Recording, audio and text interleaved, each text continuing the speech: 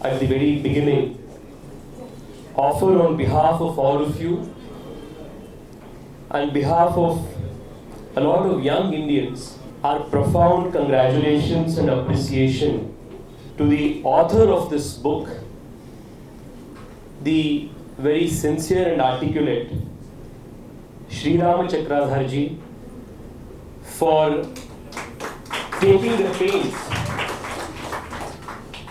to write this book and repurpose the timeless,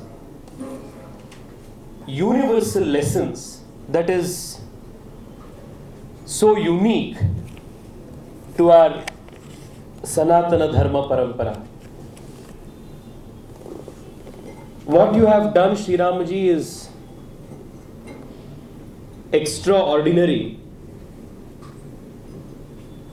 I don't say this because it's a custom to say nice things about an author at the launch of a book that he has written.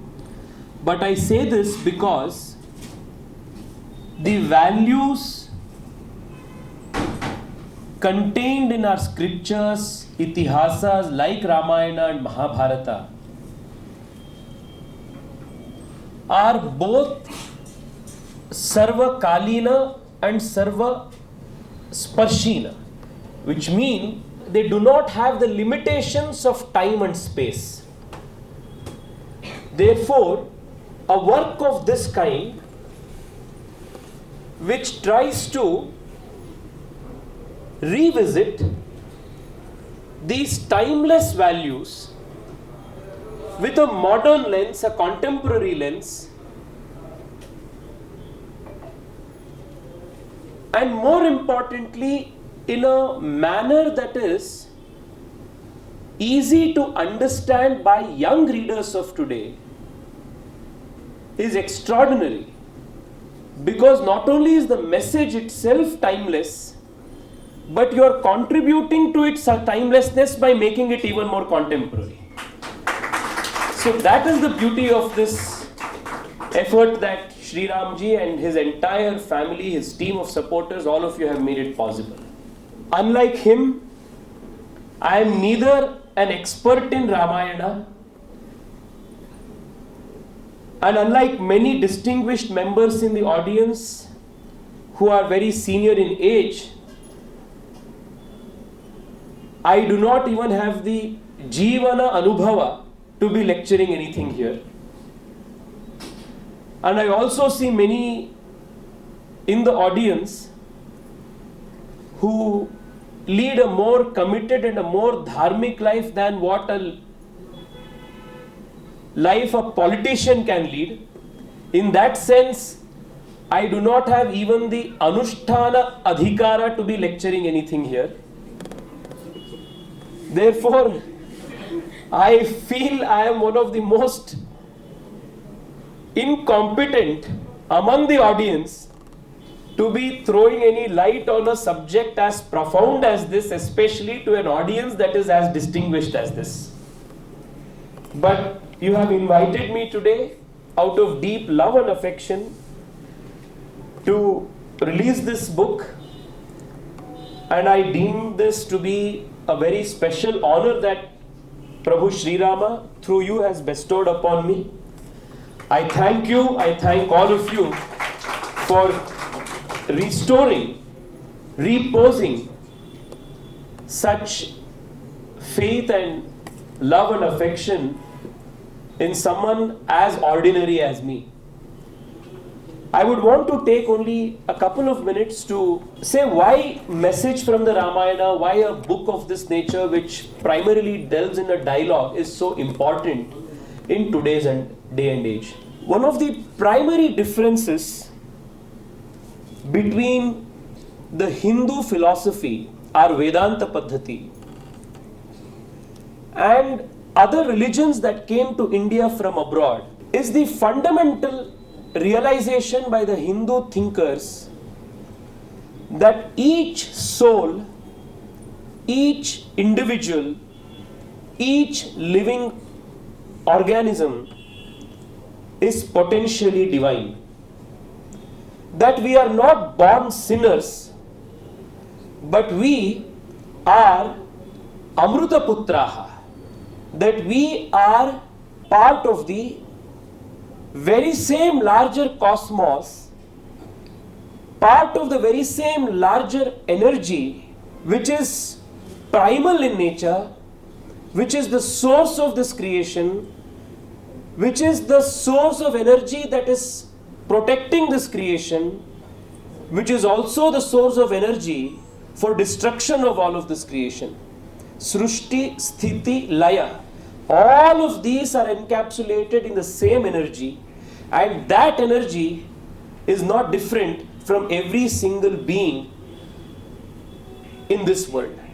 This is where the very primary thought, this is a very primary difference between the Sanatana Vedanta Paddhati and religious ideologies and thinking that came from outside of India. The reason why this is so important to understand is the whole of Ramayana is a journey from Manushyatva to Daivatva. This is the beauty of the journey encapsulated in Ramayana. Sri Rama, though is a God incarnate, he is still bound by all the limitations and challenges that any Manushya is bound with. This is the beauty of the scripture. He goes through the trials and tribulations in life, the joys and sorrows of life, the ups and downs of life that any human being is bound to go through. He is not shielded by any so-called shield or a kavacha that is a result of his divine incarnation. He is a victim of jealousy. He himself in a couple of instances gives himself away to moha. He also in many instances goes through conflicts and dilemmas in taking decisions. He also goes through the pain of being separated from his loved ones. When speaking about Guru, and they say Dvandvatita, that is somebody who is above Dvandva or dilemmas or conflicts, is Dvandvatita. Because generally all of us are bound to very naturally go through this conflict in our minds. What decision to take? What is right? What is wrong? Many times it is very easy to choose between a right and a wrong. But it is very difficult to choose between two things which appear to be right. So which of the two rights is a better right? These are all the matters of jignasa that all of us are naturally that we go through in life. So Guru is somebody who is Dvandvatita. The divine energy is something which is Dvandvatita. But Prabhu Sri Ramachandra is not Dvandvatita in the journey that we see. There are at many occasions where he goes through this conflict. So the whole purpose is to communicate to the common man, the common human being, that your life is not very much different from the kind of life that one of the greatest icons of this culture lived.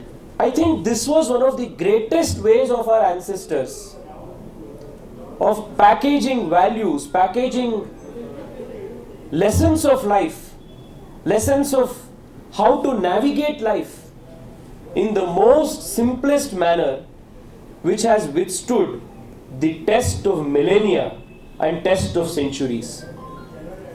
The difference between the Odyssey of the Greece, the Iliads, the epics of the West and the Itihasas of Bharata is that while the values and while the lessons and while the stories contained in those Western epics are now contained only in the books which houses them, in India you see a civilization living and thriving and following to this day the very ideals, the very civilizational values that was encapsulated in our scriptures and in our itihasas. There are so many children in this audience. Perhaps this is the only culture where 5,000, 6,000 years ago, in a distant part of this country, almost 2,500 kilometers from where we are today, a girl child was born and she was named Sita. 5,000 years later, if a girl child is born in this Bharatavarsha, albeit about 3,000 kilometers from the then Janaka Maharaja's kingdom, even to this day, a girl child, the parents choose Sita as her name. This is something that is very unique. So the first point that I made about Manushyatva to Daivatva is something that is very, very unique to Indian civilization. The fact that you can, if you lead life consciously, achieve Daivatva is the biggest lesson that Sanatana Vaidika Parampara has given to the world. This is not a theory of fatalism. This is not a theory of negative determinism. This is a story, a theory, a philosophy of positivity, where each man, each woman, each living being is given the divine right. It is not even a right that a man-made constitution is giving. It is a right that is inherent in nature itself. When you recognize that an individual is an Amruta Putra, that he is a part of the larger energy, then by default you are telling him that he has the right to climb up and achieve and become union with the same energy which is the energy behind this creation. It's a great, great message which is only recognized, appreciated and celebrated in this great land of Bharata. This is the speciality of this. Also, I was going through the introduction, and in one of the lines that struck me, that this dialogue and the message of the book helps us to lead our lives not on the basis of our compulsions, but on the basis of the conscious choices we make. This is a line that you have used in the book. I think that one line is again very profound. As Hindus, we generally believe in the karma siddhanta, and compulsion is nothing but your prarabdha karma guiding you to make a particular choice. The question of whether an individual is free-willed or whether everything is destined by fate is a question that has troubled a lot of thinkers from many decades, centuries rather. Does an individual have anything called free will, or is even that free will determined by Purva Kriya Prarabdha? This is a question that has troubled. I was recently reading a very interesting piece on fate versus free will, written by Swami Shivananda. He had made some very interesting observations which when I read your introduction, I was recollecting it. He says that every choice that an individual makes, he thinks he is making it out of free will. But there are three components that determine every choice an individual makes. One aspect is the previous tendencies. For example, if a child is repeatedly exposed to a particular type of music from a very young age, that repeated exposure, which is impressions, which otherwise is called samskara, creates a certain tendency in that being to choose a particular thing. So involuntarily we make some decisions. So that is why it is repeated in our homes that samskara. Samskara is nothing but conscious repetition of a particular type of impression. So that helps us make certain decisions.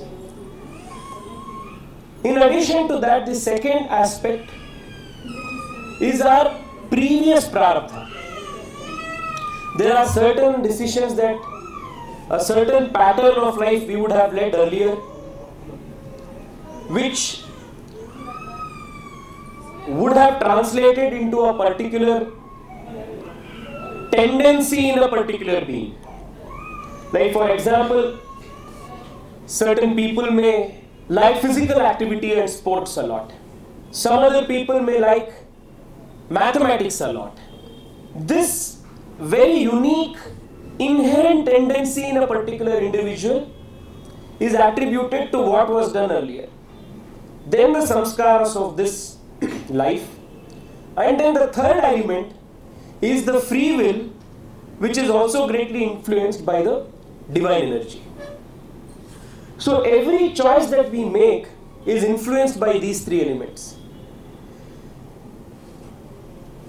Even in the Valmiki Ramayana, we will come to see that at many instances when decisions were made, all these three elements came together and certain people made certain decisions based on which the entire theatre, the whole drama of Ramayana went about.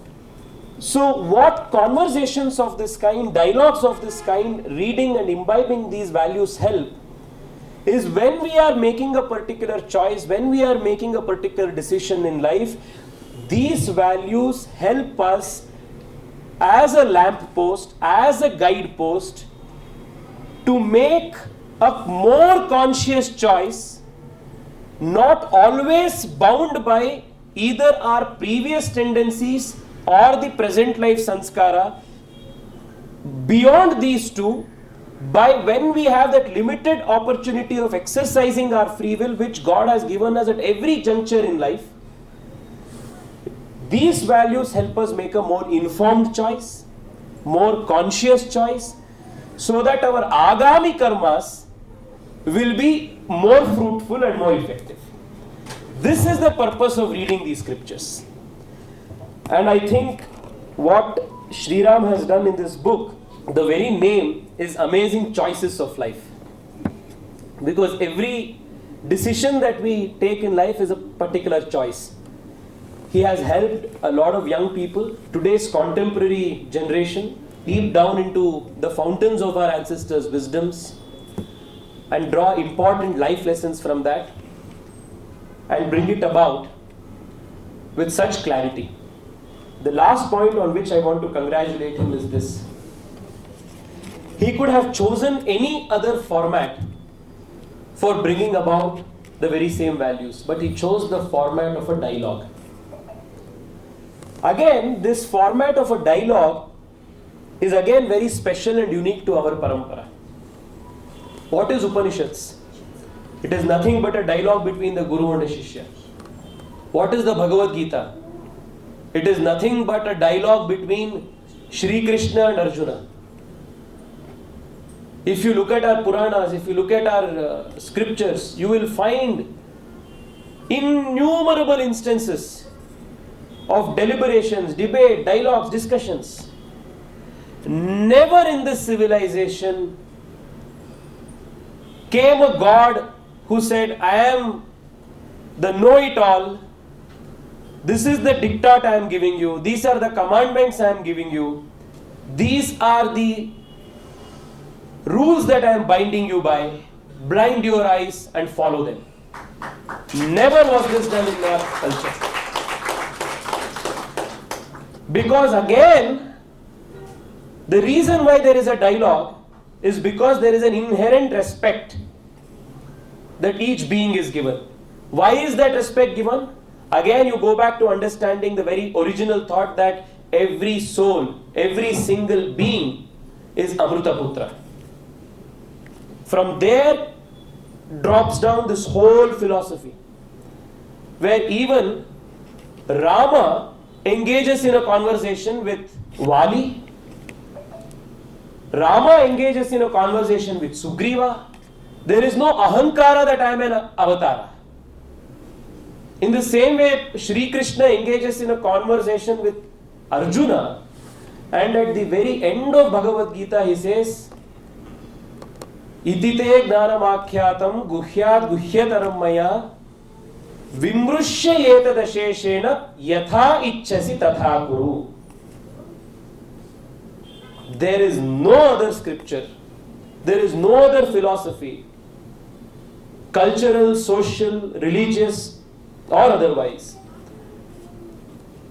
where a divine incarnate, after having indulged in a long conversation with somebody who is seeking answers from him, tells him that these are the answers that I have given you.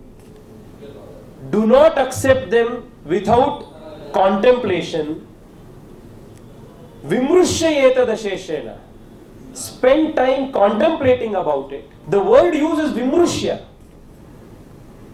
Brainstorm it, contemplate it, introspect about it, ask questions about this.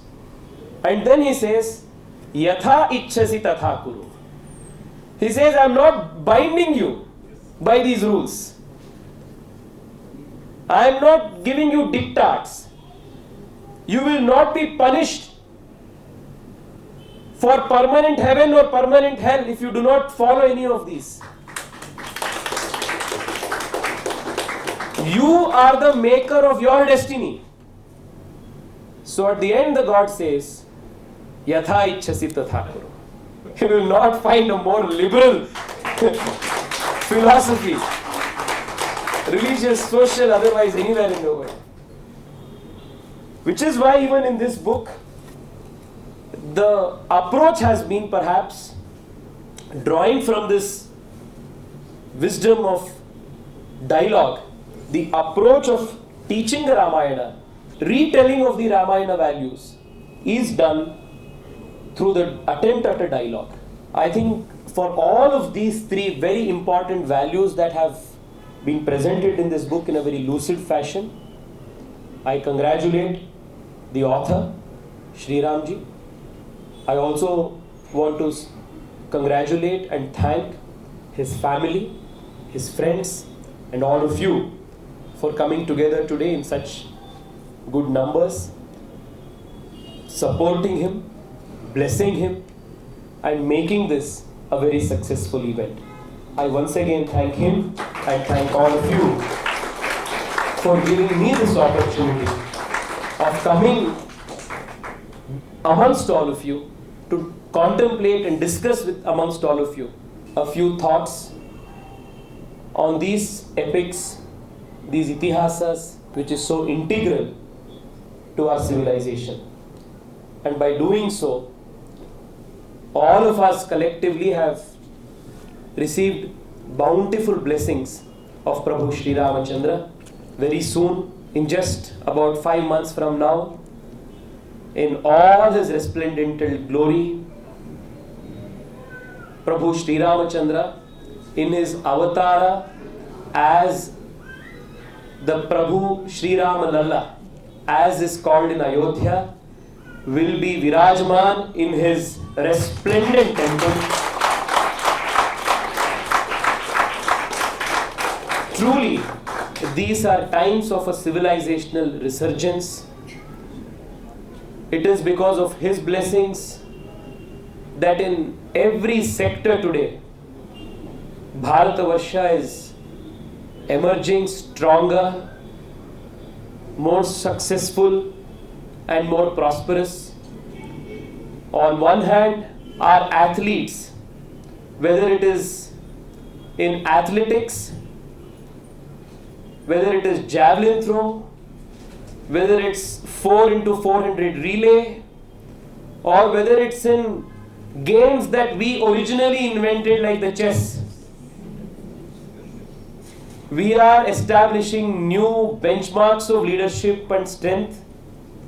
We are also going to the moon, and we are having ambitions to study the solar ecosystem as well.